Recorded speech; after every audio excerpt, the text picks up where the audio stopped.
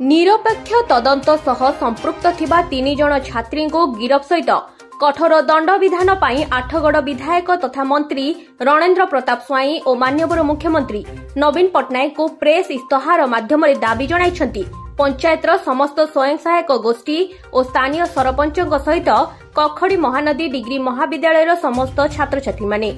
आगामी भविष्य में एभली कार्य पाई राज्य दृष्टि देवा सहित नूतन रुचिका जन्म न हेउ बोली दाबी करा जायछि। ए घटना रे संपृक्त थिबा समस्त दोषी माननकु तदंत परिसरभुक्त करिबा सह दोषी माननक विरोध रे कठोररु कठोर दंड विधान करा जाउ बोली राज्य सरकारनकु अनुरोध करा जायछि।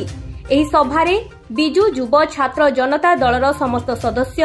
सौम्यरंजन बारिक, कैलाश बेहेरा, सलिल रंजन साहू उपस्थित। रुचिका महांती ग्रामर जड़े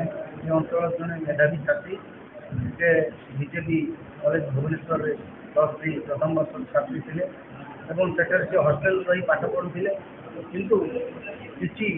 2-4 दिन किसी छात्री सीनियर छात्री मैंने रैगिंग करने निर्यातना एभली निर्यातना देले जहाँफल से आत्महत्या करने बाध्य एवं शेष से आत्महत्या ही करेंगे। ये जो आत्महत्या कले से आम आज शोक सभा पालन करने सहित शांतिपूर्ण शोक सभा पालन करने सहित आम सरकार पाखे दाबी रखु अंचल लोक मान तरफ दाबी रखु रुचिका भली जो निर्यातना शिकार है आगु केमी कॉलेज सुनामधन्य कॉलेज एभली रैगिंग न हो कौन कॉलेज एभली रैगिंग न हो एभली छात्री छात्र मैंने छात्र छात्री मैंने आत्महत्या करने बाध्य न हो एवं यार जो मैंने प्रवर्तित जो 3 जन छात्री कहते जे साथी भाव में प्रवर्तित सीनियर छात्री मैंने तुरंत चिन्हट करा एवं ओडिशावासी आगे रखा एवं कठोर दंड दि जाऊ जमीक कौन बापा माँ कौन छात्री छात्र पिला माने एभली अकथनीय दुर्दशार शिकार न यह हूँ आम दाबी जदि ये दाबी आम आज सुरुखुर संतोषजनक भाव शांतिपूर्ण भाव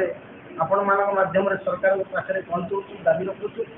जदि ये तार तुरंत न्याय न मिले बापा माँ बर्तमान सुधा खाई नी 3 दिन है बीजेपी कॉलेज आगे धारणा बसती कारण जो माँ कोलू छुआ छाड़ी जाए तार अवस्था जमी गति कर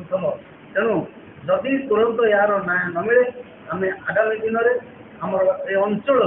शह शह लोक जाई बीजेपी कॉलेज सामने धारणा बसबू और